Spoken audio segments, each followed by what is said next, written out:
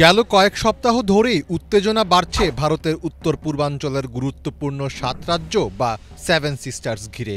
তবে এবার ভারতীয় সেনাবাহিনীর প্রতিরোধকে বুড়ো আঙ্গুল দেখিয়ে চোখ রাঙাচ্ছে চীনা সৈন্যরা। অরুণাচল প্রদেশের ভারতীয় ভূখণ্ডের প্রায় ৬০ কিলোমিটার ভিতরে ঢুকে পড়েছে চীনের সামরিক বাহিনী। শুধু তাই নয়, ভারতীয় ভূখণ্ডে ঢুকে অরুণাচল প্রদেশের আনজাও জেলার কাপাপু এলাকায় ক্যাম্পও করেছে চীনের পিপলস লিবারেশন আর্মি PLA। অরুণাচলের স্থানীয় সংবাদ মাধ্যম অরুণাচল 24 ও নিউজ 5 সরজমিনে ঘুরে তৈরি করা এক প্রতিবেদনে জানিয়েছে চাঞ্চল্যকর এই তথ্য।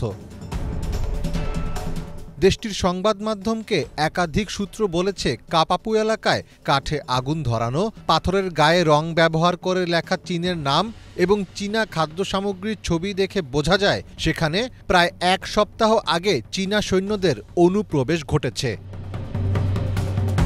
ছবিতে দেখা যায় পাথরের গায়ে ইংরেজিতে ২০২৪ সাল লেখা রয়েছে।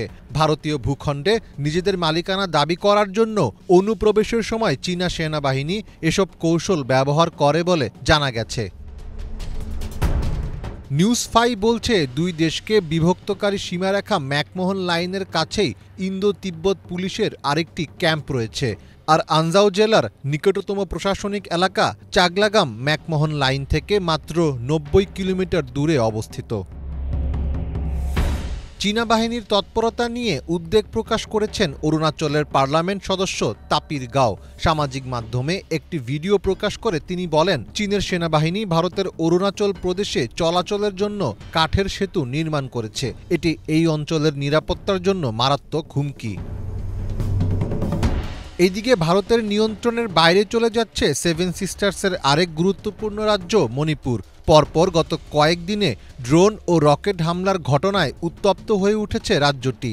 নজিরবিহীন সেই হামলায় একদিনেই মারা গেছেন ৬ জন। এর পাশাপাশি কুকি এবং মেইতি গোষ্ঠীর মধ্যে গুলি বিনিময়ে ৫ জনের মৃত্যুর খবর মিলেছে। মণিপুরের অস্থির পরিস্থিতিতে মুখ্যমন্ত্রী এন বীরেন সিং ভারতের কেন্দ্রীয় সরকারের কাছে ৮ দফা দাবি পেশ করেছে। এর মধ্যে অন্যতম দাবি হল উত্তর পূর্বাঞ্চলের নিরাপত্তা কমান্ডের নিয়ন্ত্রণ রাজ্য সরকারের হাতে তুলে দেওয়া। এছাড়া কুকি বিদ্রোহী গোষ্ঠীগুলোর সঙ্গে সরকারের অস্ত্রবিরতির চুক্তি বাতিল করা ও রাজ্যের শান্তি প্রতিষ্ঠার জন্য কেন্দ্রকে পদক্ষেপ নেওয়ার আহ্বানও জানানো হয়েছে। সব মিলিয়ে জটিল থেকে জটিলতর হচ্ছে ভারতের উত্তর পূর্ব অঞ্চলের পরিস্থিতি। অভ্যন্তরীণ ও প্রতিবেশী দেশগুলোর চাপ সামলে মোদি সরকার 7 সিস্টার্সকে কতটুকু নিয়ন্ত্রণে রাখতে পারে সেটিই এখন দেখার বিষয়। মীর ফজলে রাব্বি, বাংলা ভিশন।